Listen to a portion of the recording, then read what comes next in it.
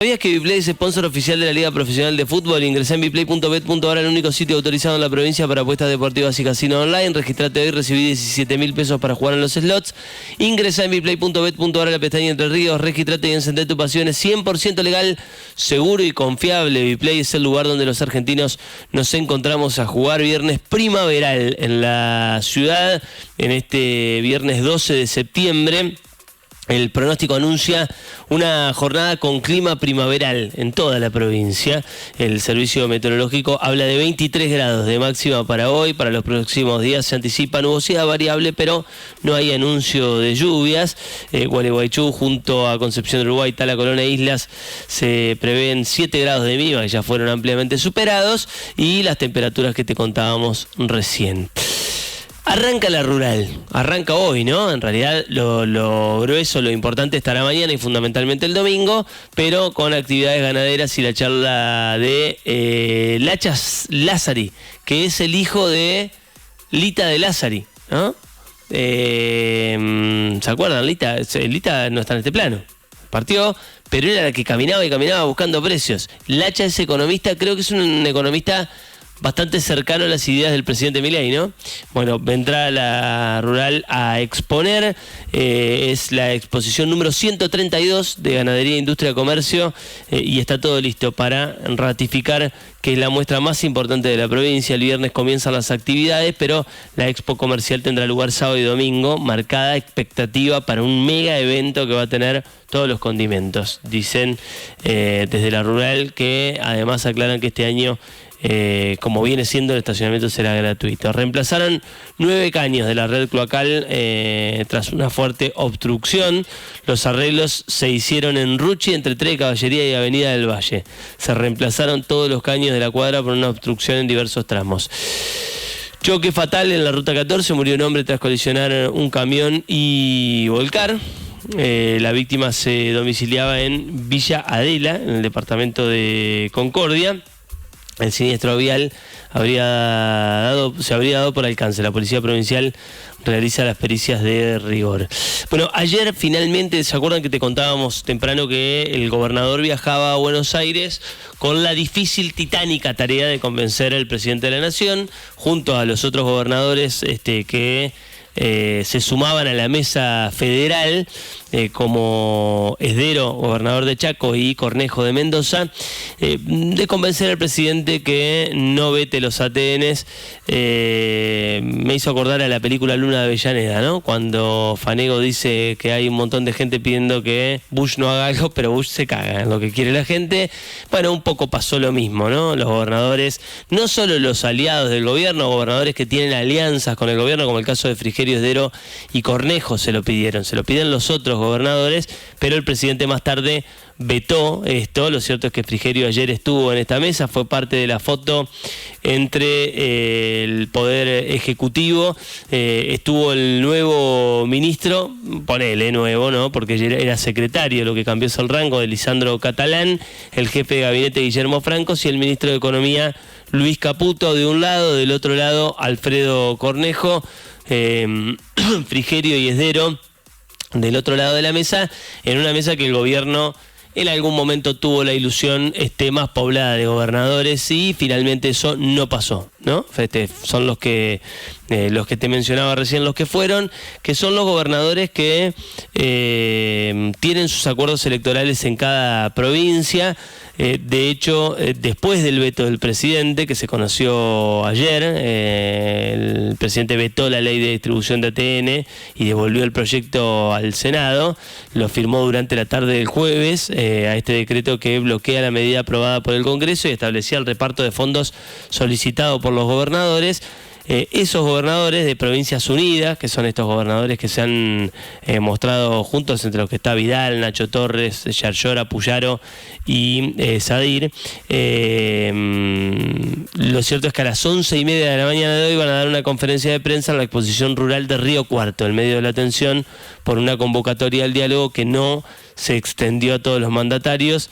No van a estar allí Ignacio Torres y Claudio Vidal, pero son parte de ese reclamo que tiene a los gobernadores pidiéndole al presidente básicamente lo que les corresponde. No se trata de que acá estamos hablando del reparto de obras, de si le beneficia más a una provincia que a la otra. No, son gobernadores pidiéndole al presidente de la Nación que gire los fondos que le corresponden por ley a las provincias. Eso es a lo que se niega el presidente de la Nación. La estrategia del gobierno, más allá de sentarse con los 3 gobernadores que tiene acuerdos electorales en cada provincia, es negociar mano a mano con cada uno, pero hay que ver si ese terreno está dado. Hay mucho enojo. Bueno, veremos qué pasa hoy a las 11:30 con esta conferencia de prensa convocada por los gobernadores. Lo cierto es que el gobierno pareciera que todavía no encuentra la narrativa post paliza electoral, ¿no? Como que estuviese tratando de como cuando los boxeadores le ponen una mano fuerte que quedan ahí como groggy tambaleando. Bueno, así anda el gobierno por estos días. Ayer fue el turno de Manuel Adorni. ¿Te acordás que ayer te mostrábamos algunas declaraciones de Patricia Bullrich, que había ido a TN? Bueno, ayer estuvo Manuel Adorni, el vocero del gobierno, que ya no hace más sus conferencias matutinas, ya no canchería más como canchereaba antes. De hecho, ayer se lo veía muy cansado a Manuel Adorni, con otro tono mucho más tranquilo que aquel Adorni que canchereaba, que boludeaba a aquellos que pensaban distinto. Y habló con Antonio Laje. Escuchemos algunos de los cortes de los que dijo. Hay algunos que son muy parecidos entre sí, pero él da la explicación de lo que siente el gobierno pasó el domingo. Hubo, por supuesto, que un error político, está claro, me parece que no se les llegó a todos los bonaerenses a explicar como corresponde y de una manera simple el por qué estamos haciendo lo que estamos haciendo. Y por qué claramente nosotros, cuando hablamos de reactivación económica, por ejemplo, nosotros tenemos en claro que hay sectores que les está yendo muy bien y otros sectores que les está costando arrancar. Y dentro de esos sectores que les está costando arrancar, por supuesto que hay miles y miles y miles de bonaerenses. Y creo que más allá de que todos estamos haciendo una autocrítica, no solo por instrucción del presidente, sino porque efectivamente hubo errores, hay cosas para corregir, pero creo que uno de los mayores errores que cometimos fue ese, el no explicar el por qué. El error de comunicación. Explicarlo explicamos. El tema es, ver por qué no le llegamos a un sector de la sociedad en el por qué estamos haciendo lo que hacemos. Muchas cuestiones son de largo plazo, por supuesto, de mediano plazo, y entendemos también que hay gente que en esta disconformidad que tienen no le llegamos. Bueno, básicamente lo que viene repitiendo el gobierno con algunos de sus referentes, caso Patricia Bullrich, con esta metáfora del caballo que se hunde en el río. ¿Se acuerdan, no? De Gabriela Michetti diciendo: venimos por el túnel, negro, negro, negro, negro, se ve la luz, en ese momento estábamos, ahora se ve la luz.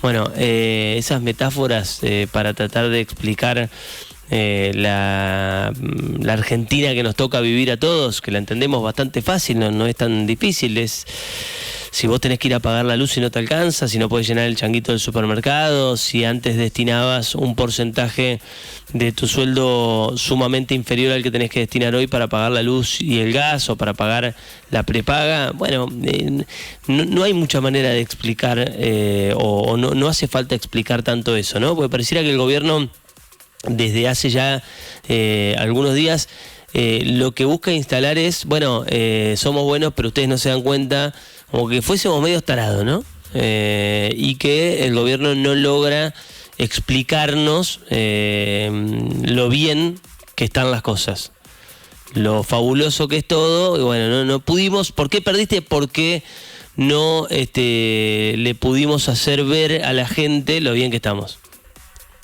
¿no? Después se repite un poco cuando le preguntan por las pymes. Se lo pregunta a Laje, le dice: pero si una pyme... escúchalo, mirá. Cuando vos hablas de error político, pues yo digo, la persona que tiene una pyme y que no vende y tiene que... No puede producir porque no tiene dónde vender la mercadería, no tiene compradores. El tipo que tiene un negocio. ¿Qué es error político eso? O sea, es lo que te estoy diciendo, es no haberle... O sea, le tenés que explicar que no va a vender o que no, le tenemos que explicar por qué hacemos lo que hacemos, le tenemos que explicar por qué el tener un 211% de inflación anual está mal y por qué no tener inflación está bien. tenemos que explicarle que el esquema estaba mal. Si será idiota la gente para Adorni que hay que explicarle que tener 211 de inflación y tener 40 es mejor 40. O sea, ¿realmente cree que la gente es estúpida que cree? O sea, que no nos damos cuenta que es mejor que haya menos inflación. Digo, bueno, el tema es discutir a qué costo hay menos inflación, ¿no? Digamos, que la inflación siempre es positivo que haya un número menor, bueno, fantástico. Ahora, ¿por qué o a partir de qué se da eso? ¿Es lo que tiene que explicar el gobierno o es lo que tiene que cambiar el gobierno? ¿No? No solo habló de esto. Acá hay una particularidad en lo discursivo del gobierno que queda muy atado a otro tema que ayer se movió, que son los audios de Españolo, porque cuando la justicia le prohibió a los medios, dicho sea de paso, nadie revirtió eso, no se apeló nada, ¿no? No se pudieron pasar los audios de Karina Milei. Escuchar la justificación de las barbaridades del tuitero estrella del presidente. De hecho, el presidente iba a ese canal, a ese programa del Gordo Dan, a hacer chistes como decime a qué ministro tengo que echar o qué medidas tomar. Bueno, escuchá, dijo las barbaridades que dijo el Gordo Dan. Muchos creen que perjudicó la campaña de La Libertad Avanza en la provincia de Buenos Aires. Esta es la explicación que da Adorni. Pero ¿Por qué no dicen nada sobre eso? Porque en definitiva no es funcionario, pero es un tipo avalado por el sector del gobierno. Le preguntaron y habló, digamos, no hablamos proactivamente porque no es una persona que esté dentro de la estructura del gobierno. Digamos, es un tuitero, un influencer, un médico que participa en las redes. Ponele el título que quieras. Que tiene mucha relación con el gobierno. Que por supuesto fue uno de los, te diría que uno de los primeros que ha apoyado las ideas de Milei, porque de hecho yo lo conozco hace muchísimo tiempo, primero de las redes, después, bueno, pues, obviamente personalmente, y creo que él está en su libertad de decir lo que quiera, como quiera, y nosotros no podemos interferir en eso. No podemos hacer nada, porque no pertenece a la estructura del gobierno, no es parte del gobierno. Y el Gordo Dan mañana podrá decir alguna otra cosa, y también va a ser a cuenta de él. Sí. De él o de cualquier otro, porque vos tomás, yo te lo tomo, pero vos tomás al Gordo Dan porque es el más relevante. Porque es el que tiene mucha más relación bueno, con ahí te ha cortado el audio, ¿no? Pero digo, es la libertad de expresión le cabe al Gordo Dan, no a los periodistas para pasar audios de una presunta causa de corrupción. Es bastante extraña la vara del gobierno, que después de la paliza electoral vos me dirás, bueno, ¿cuáles son sus prioridades? Bueno, mirá la del ministro Petri, escuchá. En diciembre van a ocurrir cosas, van a llegar los F-16. Bueno, fundamental. Van a llegar nada más y nada menos. Los vas a recibir, decime que los recibís antes de... El 5 de diciembre llegan los F-16, para aquellos que dicen que no van a venir. Che, van a venir los F-16, no sé. Vienen volando además. Vienen volando además van a venir volando, no van a venir en containers, en barcos. Van a volar, que es importante porque... Todos sabemos que pueden... Claro, boludo, porque son aviones. O sea, es importante que vengan volando. Y sí. Bueno, está anunciando los aviones, estos aviones para los que después el ministro se disfraza de Top Gun y se saca las fotos. Da la sensación de que hay otras prioridades en la Argentina. Una Argentina que tiene... para algunos, por lo menos, otros patriotas, ¿no? Uno puede pensar en los patriotas, aquellos que nos enseñaron en el colegio, ¿no? Cuando éramos chicos, en Belgrano, en San Martín, a algunos les gustará Sarmiento, no, pero escuchá a los patriotas para Mariana Bray en estos tiempos de hoy. Me preguntaba hoy ¿será el Fondo Monetario Internacional el nuevo patriota? Porque mientras el Fondo Monetario sale a destacar, ¿no? Y a apoyar el plan económico del presidente, del otro lado tenés a los del Congreso que, le siguen pidiendo plata y sacando leyes para terminar de romper las cuentas públicas. Tenés a los gobernadores que dicen no nos vamos a sumar al diálogo, parecieran todos. Pero ahí vemos son más patriotas los de afuera que los internos, que lo de adentro. Es tremendo, ¿no? Ya que diga yo en vez de yo es impactante, pero que le diga patriotas a los del Fondo Monetario es el fondo de la olla de este gobierno, que ayer tuvo a la hermana del presidente, la secretaria general de la presidencia, el jefe, según el propio Javier Milei, en Tucumán, lanzando la campaña de La Libertad Avanza. Muchos trabajamos sin quizás que todo el mundo lo sepa, pero todos trabajamos por este proyecto. Y la verdad, él ha trabajado incansablemente junto a todos para que salieran las cosas del Congreso, para que pudiéramos tener la ley base y para que pudiéramos poder seguir progresando con La Libertad Avanza. Así que muchas gracias, Lisandro. Bueno, para que pudiéramos poder. La voz de la hermana del presidente, la secretaria de la presidencia, lanzando La Libertad Avanza en Tucumán. Mientras tanto, después de los vetos del presidente, hablan directivos de la UBA y dicen esto.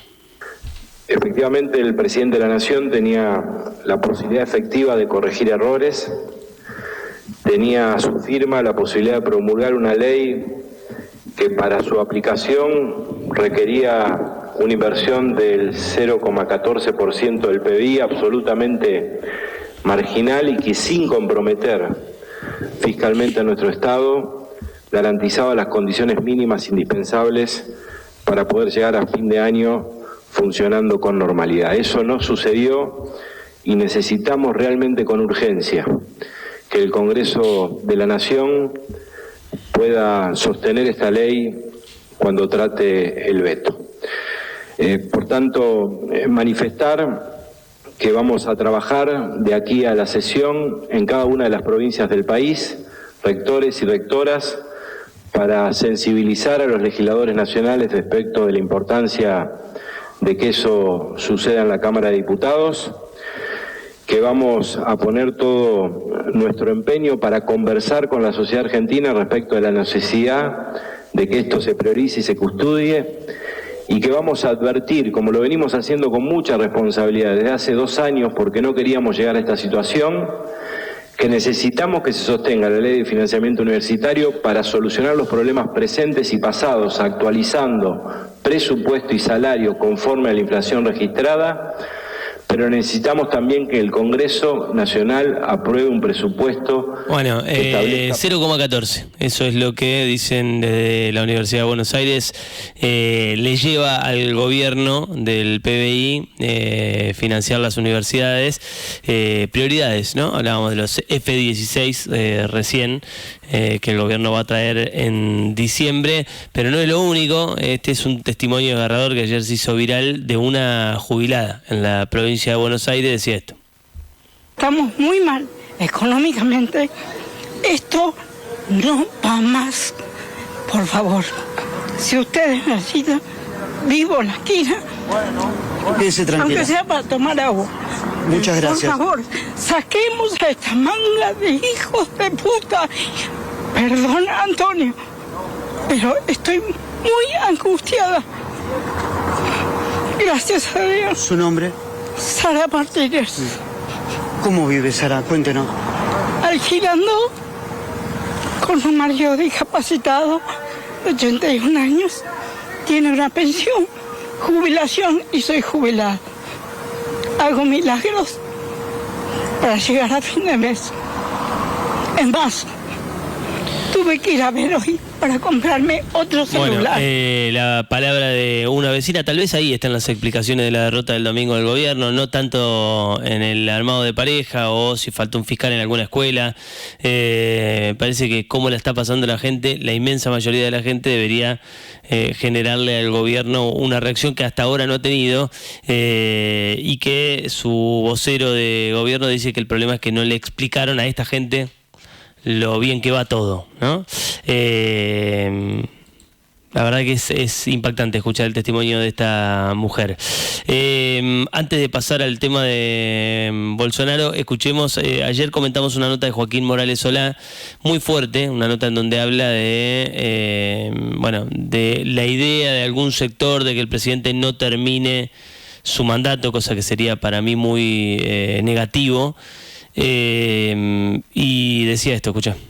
Tengo fuentes muy seguras del gobierno que me contaron que el presidente llegó el lunes a la mañana, es decir, el día después de la derrota importante que sufrió en la provincia de Buenos Aires, convencido de que debía sacar de sus funciones a 3 funcionarios.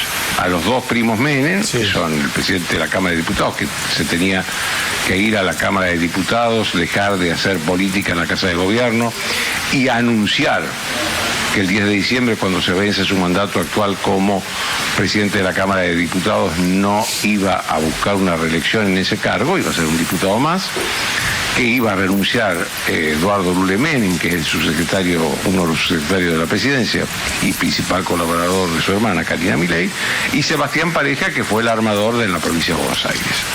Y después, bueno, Karina Milei lo convenció en una reunión que tuvo con la primera persona que recibió el presidente en la Casa de Gobierno, fue su hermana, y lo convenció de que eso la debilitaría mucho a ella, y es cierto que la iba a debilitar porque son sus principales colaboradores políticos, y que no era conveniente hacer eso. Entonces crearon esa especie de mesas sucesivas donde no hay nada nuevo. La mesa política, uno dice, bueno, a ver, ¿qué aliado radical o del PRO está en esa mesa? No hay ninguno. Lo que están son todos los colaboradores, todos los asesores que ya tenía el presidente. Nada más que antes los tenía distribuidos en distintos lugares, ahora los sentó en una misma mesa. Me parece que es poca la reacción del gobierno ante el desastre electoral que tuvo el domingo. Bueno, la palabra de Morales Solá en algo que con lo que coincido, la reacción del gobierno es poca, es muy poca. Uno no ve movimientos que cambien demasiado las cosas, ¿no? Pasar de secretario a ministro a Catalán, a ministro del Interior, armar mesas por doquier, llamar a gobernadores para que solo vayan tus aliados, llamarlos a la mañana y vetarlos a TN a la tarde. Yo imagino que es para el propio Cornejo o para el propio gobernador nuestro, Rogelio Frigerio, o para Esdero, debe ser bastante difícil de asimilar, decir, che, me llamá, voy a la reunión a la mañana, soy parte de la foto y a la tarde anunciás el veto de los ATN, o me dejás mal parado. Debe ser hasta incómodo para los gobernadores lo que les está pasando en el marco de una campaña en la que son parte de la Libertad Avanza estos 3 gobernadores, o son parte de un acuerdo con la Libertad Avanza, pero debe ser realmente muy incómodo. Bueno, ayer declaró Fernando Cerimedo, ¿sí?, que confirmó que Diego Españolo le había hablado de corrupción y de coimas. Es un asesor, un ex asesor del gobierno, declaró ante el fiscal Franco Picardi en la causa que investiga los presuntos audios del ex director de la Agencia Nacional de Discapacidad. Según confirmaron fuentes judiciales al diario Clarín, Cerimedo fue citado a los tribunales de Comodoro Pi para una declaración testimonial. Durante la misma y ante el fiscal Picardi dijo que Españolo le había hablado de hechos de corrupción y que le hizo mención a las coimas. En su momento el consultor había deslizado que esos audios alguien los tenía guardados y que los sacaron ahora para la campaña. Reglas del juego. Sorprenderse de que salgan ahora es una estupidez. Bueno, aún bajo secreto de sumario, esto va a pasar hasta el jueves de la semana que viene. El fiscal Franco Picardi avanza en la causa donde busca determinar si existió o no un circuito de sobornos que involucra a la Agencia Nacional de Discapacidad. Es importante esto porque el jueves de la semana que viene van a poder acceder al expediente ambas partes y habrá más información respecto a todos estos temas que tienen tan complicadas fundamentalmente a la hermana del presidente, a los Menem y a una parte importante del gobierno. Ayer la Corte Suprema de Brasil condenó a Jair Bolsonaro a 27 años de prisión por intento de golpe. La condena ya fue apelada por el expresidente brasilero. Los jueces Carmen Lucía y Cristiano Zanin votaron por la condena del presidente sellando una mayoría de 4-1. Bolsonaro apeló, pero lo más jugoso para nosotros los argentinos es que ayer por la noche la vicepresidenta, que viene sin hacer mención absolutamente a nada, ni a la derrota electoral, ni al momento del gobierno, ni a nada, tuvo un sugestivo tuit en su cuenta y puso: resulta inquietante que en América los presidentes elegidos democráticamente terminen presos. Demasiado fuerte para una vicepresidenta que no habla de otros temas, ¿no? ¿Qué quiere decir esto? resulta inquietante que en América Latina los presidentes elegidos democráticamente terminen presos. Bueno, es verdad que hay un montón de expresidentes que están presos. Bueno, en Argentina tenemos el caso de Cristina Fernández, pero es muy llamativo el tuit de la vicepresidenta. Tenés otros casos de expresidentes condenados: Alberto Fujimori en Perú. Después tenés Ollanta Humala de Perú, Alejandro Toledo de Perú, Ricardo Martinelli de Panamá, Rafael Correa de Ecuador, Mauricio Funes del Salvador, Antonio Saca del Salvador, Otto Pérez de Guatemala, entre otros. Y como te decíamos recién, la condena acá en nuestro país de Cristina Fernández. 9:43 de la mañana en toda la República Argentina. ¿Arranca hoy la fecha de nuestro fútbol, Marcos? Arrancó anoche. Ya arrancó anoche, mirá. ¿Con quién? Con un partido que en este caso lo jugaron en Belgrano con San Martín de San Juan. Fue empate 0-0. Como se esperaba en la jornada de ayer para abrir la octava fecha del fútbol argentino, que tendrá hoy varios partidos, 5 en total, donde se destacan desde las 7 de la tarde Racing con San Lorenzo, lindo partido para la noche de viernes, y Huracán Vélez también desde las 19 horas, serán de los partidos más atractivos que tendremos en la jornada de hoy. A su vez, 2:30 de la tarde, Riestra con Central Córdoba Santiago del Estero, 21:15 Newell's con Atlético Tucumán, y también mismo horario para Lanús Independiente Rivadavia. Serán los partidos que tendremos para abrir la fecha número 8 del fútbol argentino. Boca el domingo en Rosario frente a Central, y River mañana frente al Pincha. Frente al Pincha en La Plata a las 7 de la tarde. Bueno, lindo partido los dos, El de River con Estudiantes. Cuidará a River de cara a la Libertadores, seguramente. Y seguramente, porque necesita un buen resultado de local contra Palmeiras por lo menos. Bueno, las noticias fueron presentadas por Viplay, el lugar donde los argentinos nos encontramos a jugar. Para estar informado, escucha Ahora o Nunca en Ahora Cero.